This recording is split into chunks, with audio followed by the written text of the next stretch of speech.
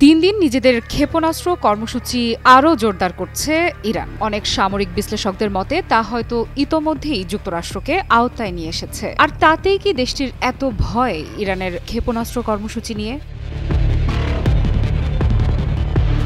একটি দেশ যদি নিজের প্রতিরক্ষা ব্যবস্থা গড়ে তোলে তবে কি অন্য দেশের অনুমতি নিয়ে তা করতে হবে? ইরানকে ঘিরে এখন এই প্রশ্নটাই আবার সামনে এসেছে। যুক্তরাষ্ট্র চাচ্ছে তেহরান ক্ষেপণাস্ত্র কর্মসূচি সীমিত করুক, এমনকি পুরোপুরি থামিয়ে দিক। কিন্তু ইরানের শীর্ষ নিরাপত্তা কর্মকর্তা আলী লারিজানি স্পষ্ট জানিয়ে দিয়েছেন এটা একেবারেই সম্ভব নয়।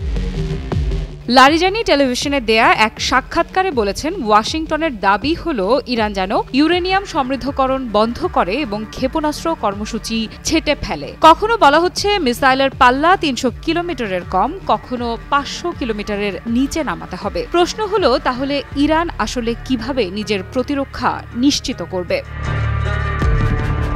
এখানে একটা বাস্তবতা আছে।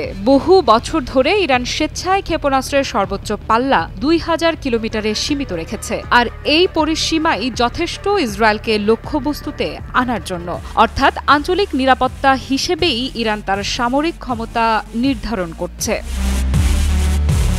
কিন্তু পশ্চিমা দেশগুলোর অবস্থান একেবারে ভিন্ন। ফ্রান্স, ব্রিটেন আর জার্মানি ইতোমধ্যেই ২০১৫ সালের পরমাণু চুক্তির স্ন্যাপব্যাক ব্যবস্থা চালু করেছে, যার ফলে ২৮ সেপ্টেম্বর থেকে জাতিসংঘের নতুন নিষেধাজ্ঞা কার্যকর হওয়ার কথা। তবে লারিজানির মতে এসব নিষেধাজ্ঞা আসলে তেমন বড় প্রভাব ফেলবে না, কারণ মার্কিন নিষেধাজ্ঞা আগেই অনেক কঠিন ছিল তেহরানের জন্য।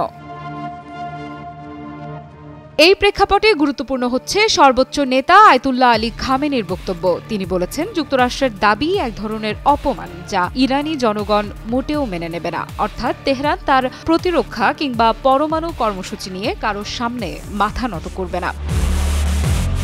এদিকে প্রেসিডেন্ট মাসুদ পেজেশকিয়ানও জাতিসংঘের সাধারণ পরিষদে বক্তব্য রেখেছেন। তিনি জুনে ইসরায়েলের হামলাকে অবৈধ বলে আখ্যা দিয়েছেন এবং ইউরোপীয় দেশগুলোকে নিন্দা করেছেন নিষেধাজ্ঞা ফিরিয়ে আনার জন্য। এখানেও ইরানের অবস্থান একদম পরিষ্কার। তাদের উপর চাপ সৃষ্টি করা হলে তার পাল্টা জবাব আসবেই।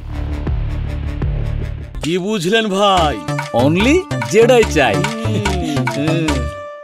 আমরা জুন মাসের যুদ্ধেই দেখেছি এর প্রমাণ। ইসরায়েল হঠাৎ আক্রমণ চালায় ইরানের সামরিক ও পারমাণবিক স্থাপনাগুলোতে। এতে বিজ্ঞানী, সেনা সদস্য, সাধারণ মানুষ মিলিয়ে বহু প্রাণহানি ঘটে। তার জবাবে ইরান ড্রোন আর মিসাইল দিয়ে পাল্টা হামলা চালায়, যেখানে ইসরায়েলের ভেতরে ৩০ জন নিহত হয়। এর কয়েকদিন পর যুক্তরাষ্ট্র সরাসরি যুদ্ধে নেমে আসে এবং ইরানের কয়েকটি বড় পারমাণবিক স্থাপনায় বোমা বর্ষণ করে। ওয়াশিংটন দাবি করছে এসব হামলায় ইরানের কর্মসূচি কয়েক বছর পিছিয়ে গেছে, কিন্তু আন্তর্জাতিক পরমাণু শক্তি সংস্থা এখনো নিশ্চিত করতে পারেনি আসল ক্ষতি কতটা হয়েছে। ফলে পশ্চিমাদের দাবি আর বাস্তবতার মধ্যে এক ধরনের দূরত্ব থেকেই যাচ্ছে।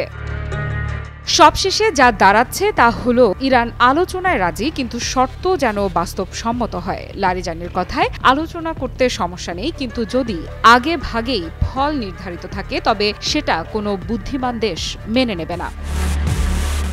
আফরিদা ইফরা, নিউজ 24।